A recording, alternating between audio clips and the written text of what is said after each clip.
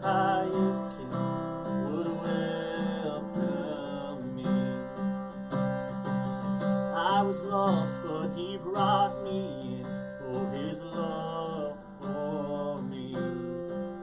Oh, his love for me. Who the Son sets free, oh, is free indeed. I'm a child of God. Yes, I am. Free at last, he has ransomed me. For his grace runs deep. While I was a slave to sin, Jesus died for me. Yes, he died for me. Who the Son sets free, oh, is free indeed. I'm a child of God. Yes, I am. In my Father's house, there's a place for me. Oh, I'm a child of God. Yes, I am. I am chosen, not forsaken. Oh, I am who you say I am. You are for me, not against me. Oh, I am who you say I am. I am chosen, not forsaken. Oh, I am who you say I am. You are for me, not against me. Oh, I am who you say I am. Oh, I am who you say I am. Who the Son sets free, oh, is free indeed. I'm a child of God. Yes, I am. In my Father's house, there's a place for me. Oh, I'm a child of God. Yes, I am. Oh, in my Father's house, there's a place for me. Oh, I'm a child of God. Yes, I am.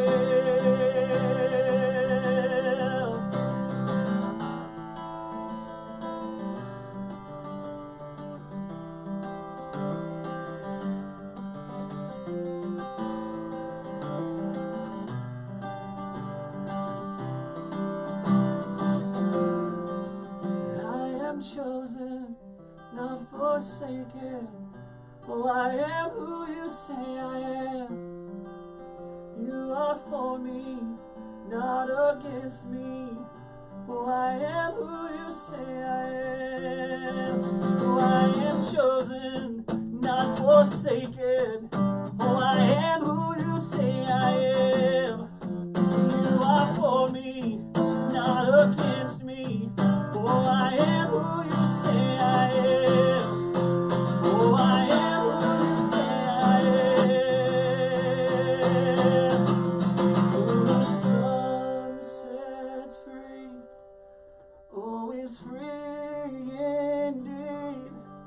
I'm a child of God.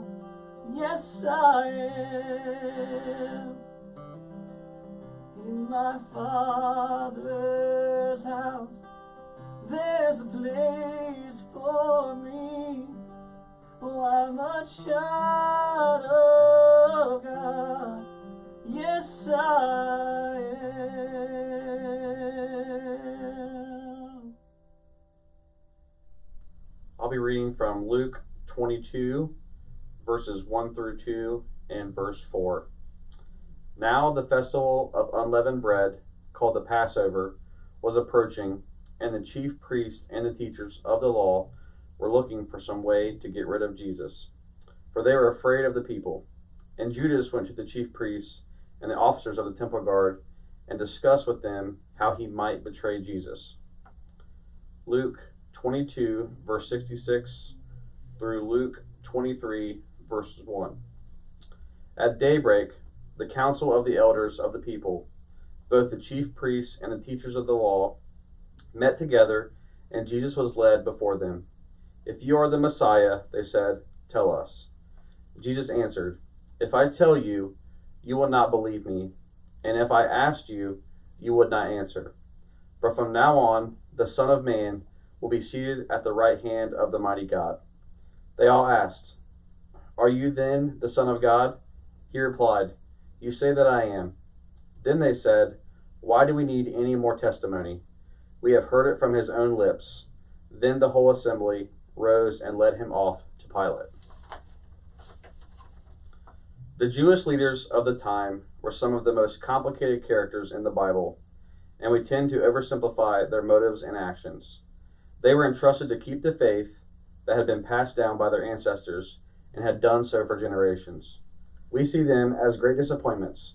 They were chosen from a divine purpose, yet they were so stuck in their ways that they missed it all, and for that reason, they deserve to be forgotten. They were so caught up in the process that they forgot the promise.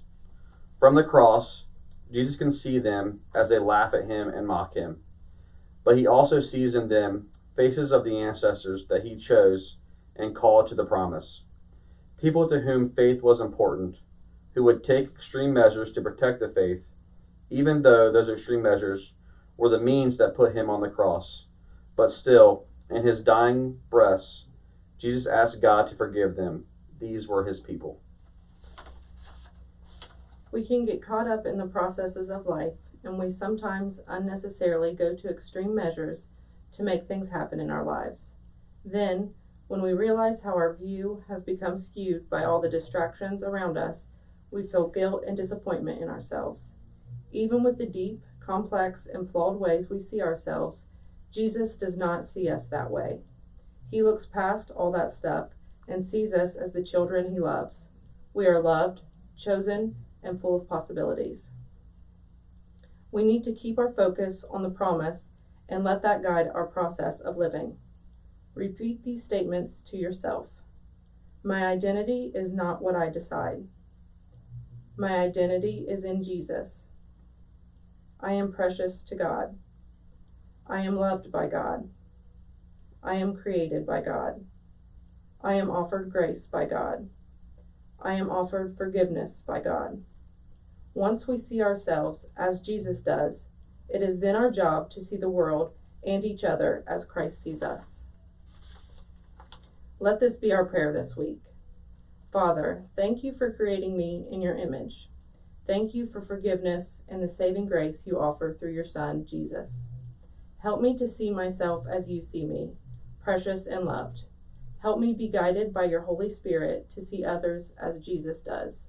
Let my words and actions in this world encourage others and lead them to you.